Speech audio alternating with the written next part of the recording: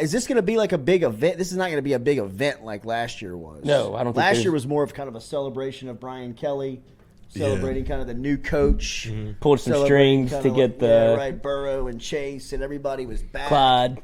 There was a big push to kind of put people in the stands. This year, I don't feel that. Right? No. This is not. This is not the objective here. The objective is kind of like run the clock. Yeah. Get them in, get them out. They just posted no tickets. They just posted the spring game like yesterday. Right. Last year, this thing was bumping for a month. So this is coming up on Saturday, right? Yeah. What time's it start? 1 o'clock. Doors up. Gates open at 12. You want to get in there? Plus. We're plussing it this time. We're plussing it. No SEC network. That's good news for LSU. Yeah. So what's that? Keep it regional? But what LSU will get from this is in about 2 weeks when they run out of programming. Yeah, they'll just start replaying everybody's spring games. So this stuff will get out, right? Yeah. And right. People will have access to this. Somebody's going to be able to watch. All right, what are the names? Give me some names that we're watching here. Obviously, everybody looking at the quarterbacks. The quarterbacks will not be live. It's going to be a scrimmage, offense versus defense, but it's a very tame scrimmage, and you know it's going to be that tame because the next thing that they pump is you're going to see a lot of special teams. That's the big selling point this year, special teams. So, I see. And they'll probably do some situational stuff. I think they said they're going to focus on like individuals and then like red zone and stuff like that because they don't have any players. They're outmanned and outgunned against themselves. Everybody's sitting out. You can go through the list of players that won't be Give there. it to me. Let's start from the top. Mason Smith is out. Josh Williams is out. John Emery is out. Armani Goodwin's out. Aaron Anderson's out. Makai Wingo's out. Mason Taylor's out. So where does that leave you? That's the entire list that people are out? Yeah, that's just the notables. Okay. But you will have both quarterbacks. All right, so the first person I want to see is Brian Thomas.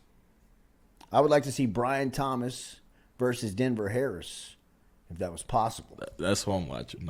That's what I'm watching. Denver Harris, like the DV room. Yeah, the DBs are going to grab my attention, but I want to see. I think Thomas like sneakily could be the number one wide receiver on this team this year. I mean that's kind of like look, and it's not Malik Neighbors. It could be 1 and 1A, right? Like it's not discrediting Malik Neighbors. I think Malik Neighbors is a 1. I think LSU's just in this not predicament, but in this situation again where you've got a couple of alphas in the room that could legitimately be number one targets. And Thomas, to me, is a guy that could really take a step forward because you can't double team anyone on the field for LSU again this season.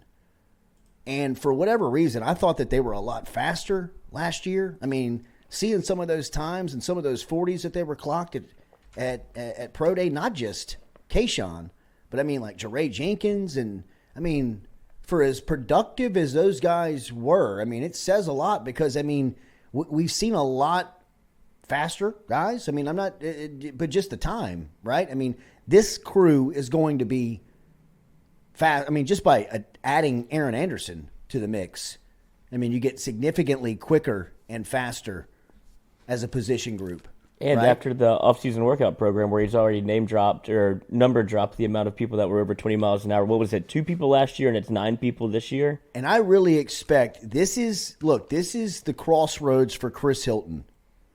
Chris Hilton is either about to be the 4th wide receiver on this team and find himself in a rotation, or he's going into the transfer portal. Like this is the point in his career when this happens, right? And I am pulling for Chris Hilton. I think Chris Hilton could be a difference maker for LSU. I don't think that LSU has another player like Chris Hilton. And I believe if he can stay healthy and he can crack the lineup, he can be someone that could, that we're not really talking about, that could come out of nowhere and be a player that takes this offense to a next level where we're worried about Jaden Daniels at this level. Not worried, but the concern around Daniels is being able to push the ball down the field. Even Kelly speaking to the podcast that we were speaking about. Bussin' with the Boys. The Bussin' with the Boys. Well, thank you. About some of the messages that they sent to the quarterbacks and what they wanted them to individually work on once they were sent away from the building and got them back for spring. And the first thing that Kelly spoke about when speaking of Daniels was being able to throw the ball down the field, recognize man-to-man, see one-on-one situations, a lot of the stuff that we were seeing and talking about last year, right? When Kelly was, that was the only time you would see him lose his cool, was when, Daniels just didn't recognize that, just wouldn't pull the trigger, just let it fly. So if he's taken that step, and like I said, LSU is going to get a lot of one-on-ones. It's going to be tough to double anybody at LSU. And if there was anybody that you would double, it would be Hilton, because he could just knock the top off of you really quick. I mean, he is world-class fast.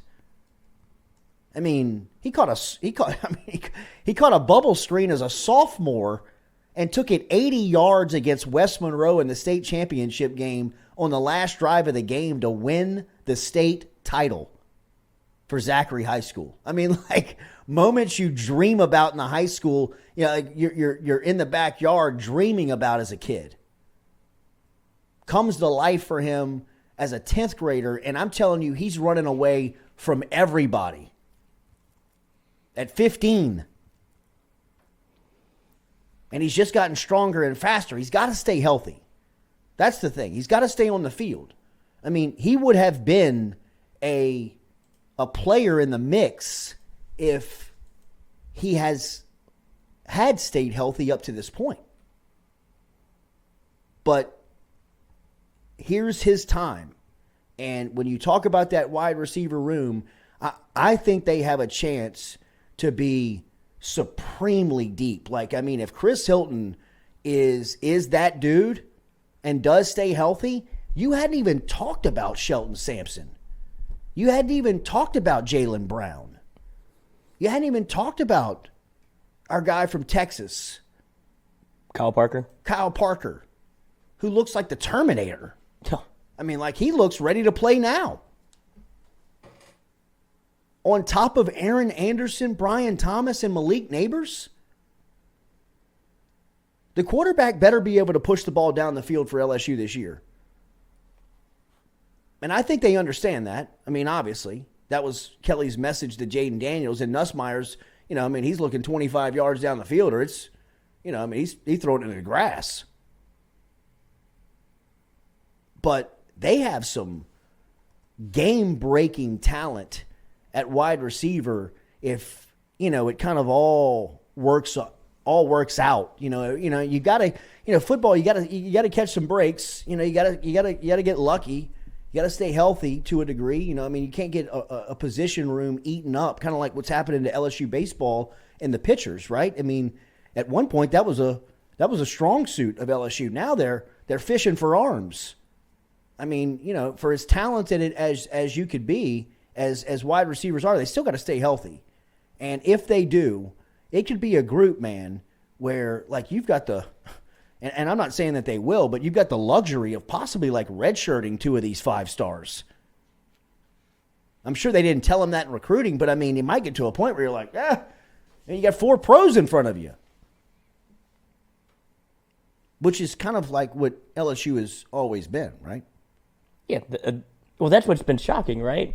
Is that no matter the offensive output, if you throw 2019 out the window, LSU has always had studs on the outside for reasons that we don't even know why. You had Odell and Jarvis under Les. The list goes on and on of the amount of NFL wide receivers LSU's had not because of the pass game. It's just the amount of talent in Louisiana that they want to come to LSU, and they feel like, I'd imagine at some point, that they're the one that can fix it.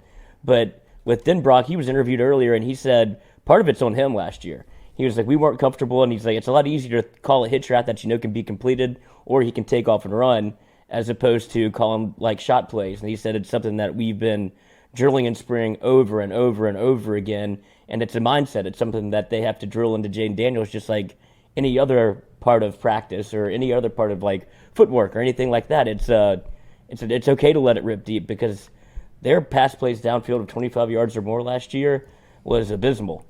And I think he ranked, I don't know where he ranked in the SEC, but I was just looking at the yards per attempt. It was 6.9 yards per attempt in the SEC play. I ain't going to get it done.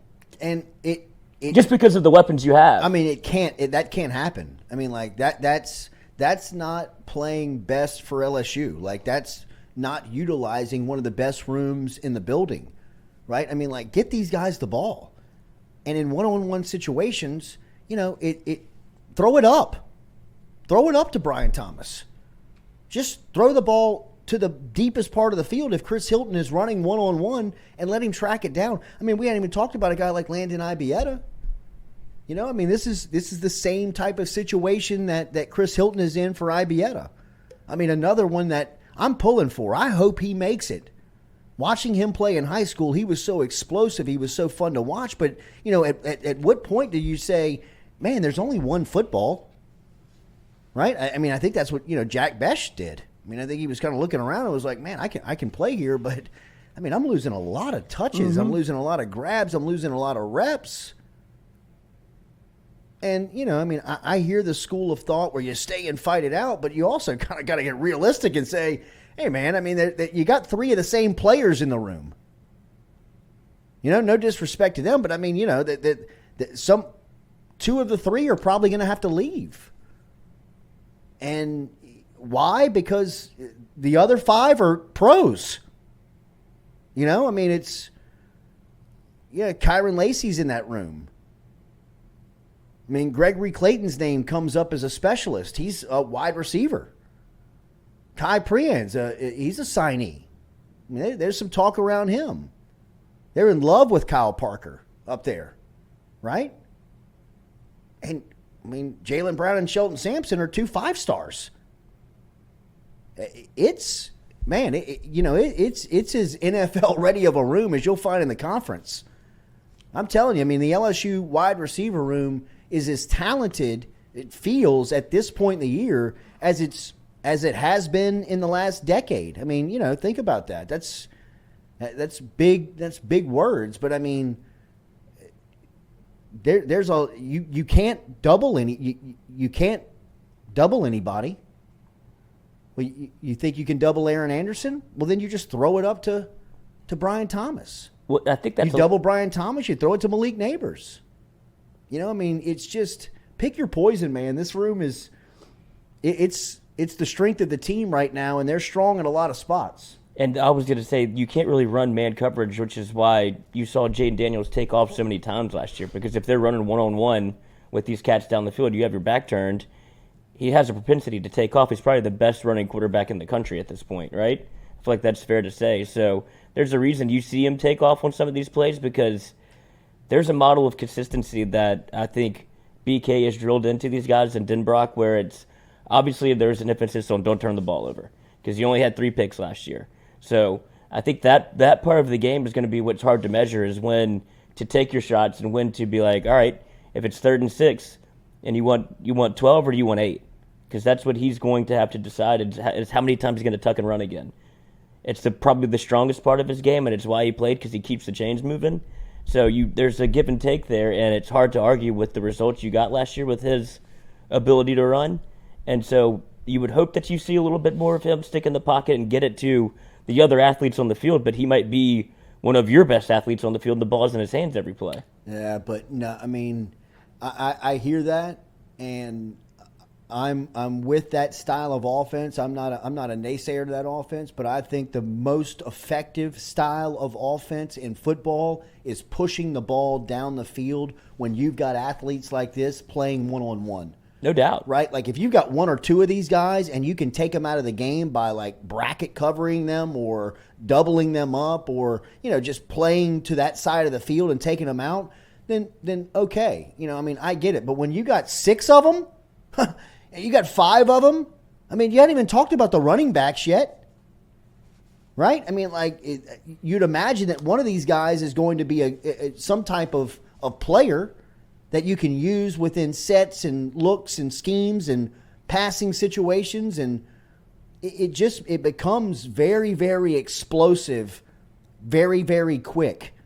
And the quarterback, in my opinion, has to understand that that's the strong point of the team. Right. Like, that's the best way to get LSU the furthest, is let them blow up. Let the wide receiver, let their numbers blow up. I mean, Aaron Anderson should have double-digit touchdowns. Brian Thomas should have double-digit touchdowns. Malik Neighbors should have double-digit touchdowns. I mean, some of these guys that are coming up behind them, whether it's Kyle Parker or Chris Hilton or Landon Ibieta, they should have, you know, some numbers as well. I mean, you know, Terrace Marshall, Justin Jefferson, you know, Jamar Chase. Not to that degree, but I mean, where everybody's eating.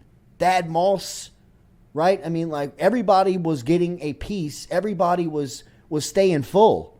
And that is what I think LSU has this season in their offense. And you've got an offensive line that you trust.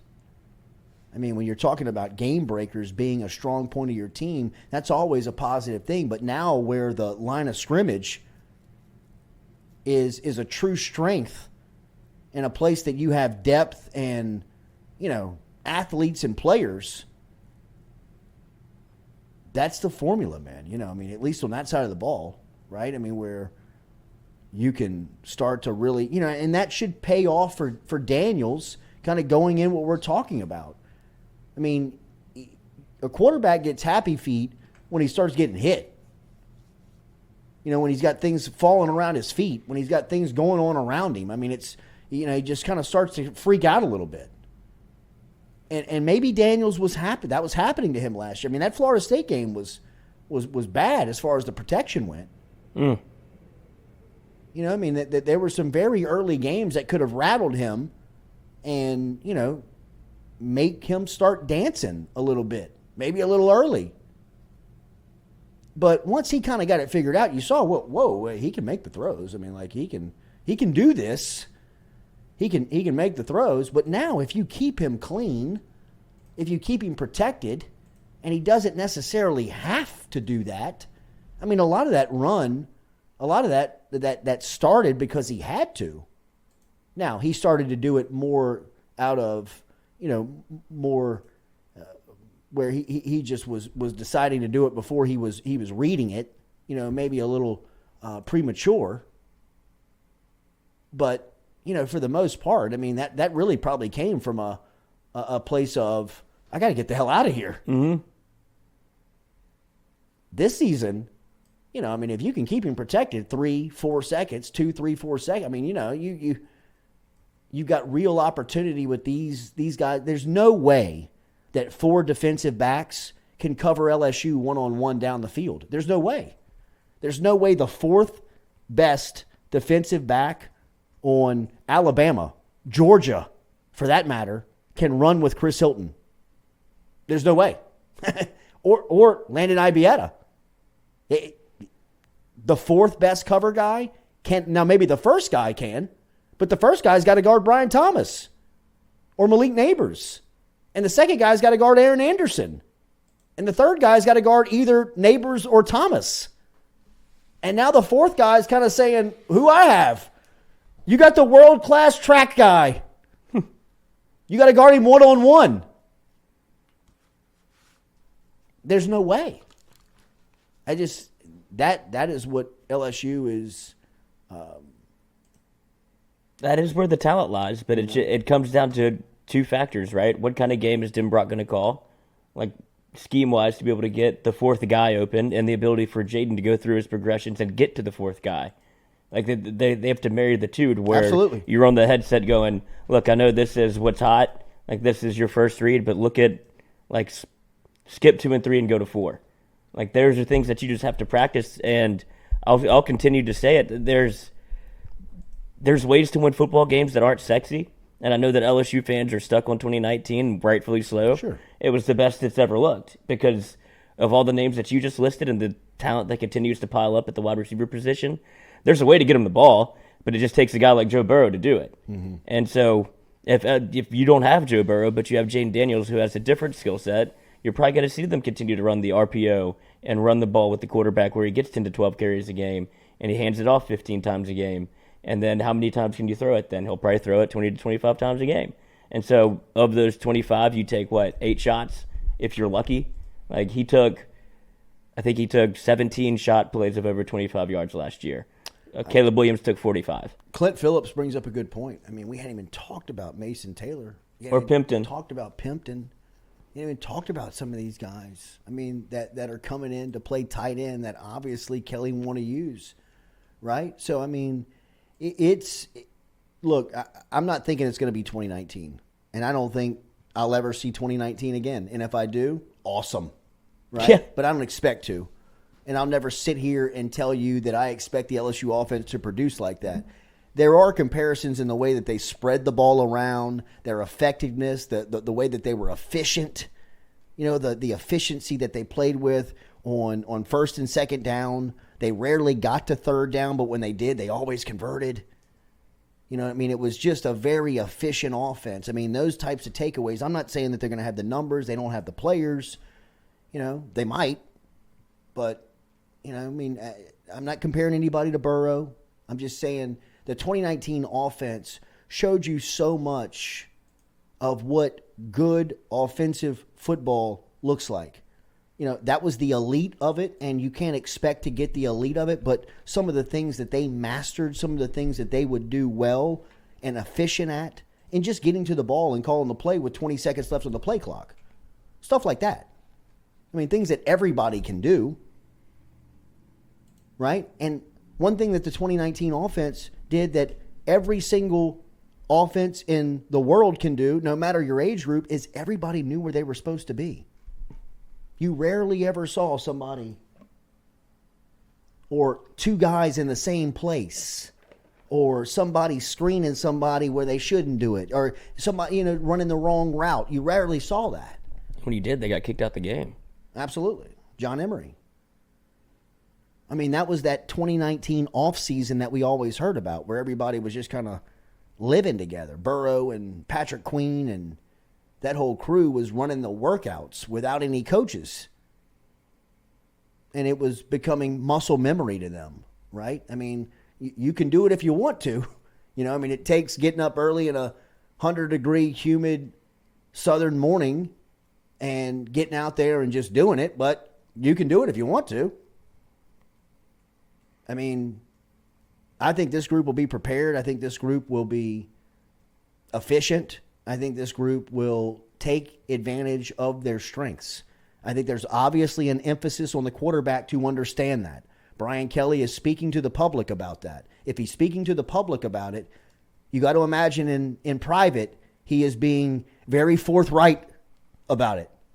If he's telling Taylor Lewan that he told Jaden Daniels he better work on throwing the ball down the field and recognizing one-on-ones, then it's telling me that his offense is putting an emphasis on pushing the ball down the field, of taking advantage of these athletes, of taking advantage of these potential. I mean, you got potential 3 first-round picks at wide receiver, potentially.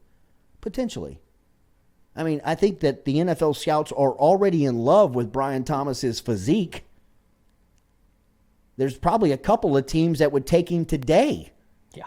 In the first round if he just walked up onto the podium. Just by the way he looks and the way that he plays. And I think potentially, Aaron Anderson and Malik Neighbors could be. I mean, they could definitely play themselves into number 1 picks. And then you got a couple of guys on the bench in Parker, Sampson, and Brown that I would bet for sure that one of them will be a first rounder. So, I mean, it's a great room.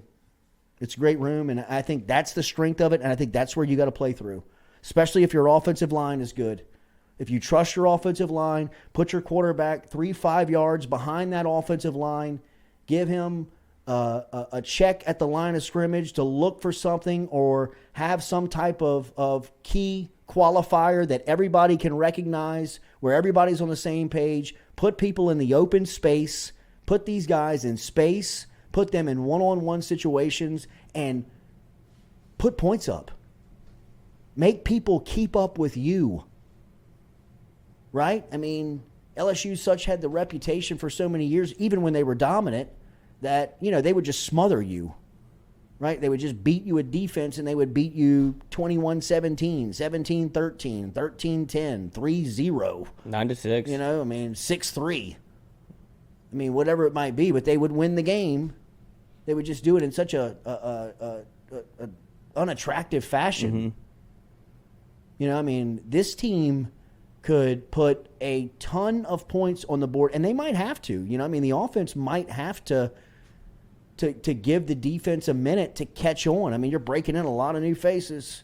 I mean, Harold Perkins can only be so good, right? I mean, you're going to have to make sure these defensive line catch on and that they can play at a high level. Some of these DBs that have come over here, I mean, Denver Harris was a midseason All-American. He didn't finish the year out in the SEC. The next time he plays a full year in college football will be his first. So, I mean, you know, you got questions on the defense with new faces. Your offense feels like it's in a much better place with a much more secure lineup and roster put in on the field. I mean, this should be the group. I mean, you know, football's old adage.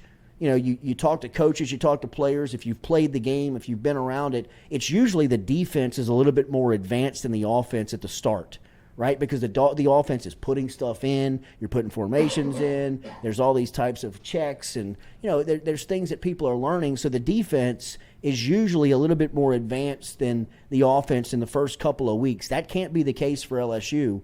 In my opinion, this year. And I don't think that that's too much to ask because a lot of the experience is on that side of the ball at key positions.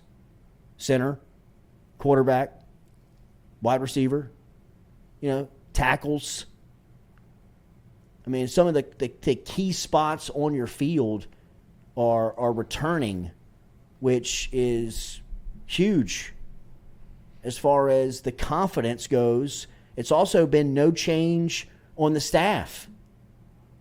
Everybody's the same. Mike Denbrock's the play caller. Frank Wilson's the running backs coach. Cortez Hankton is the wide receivers coach. You got Brad Davis as the offensive line. I mean, you know, it's the same room. So, I mean, that should give the offense a huge advantage from a preparation standpoint and really, you know, just being confident day one. I think the LSU offense could be great.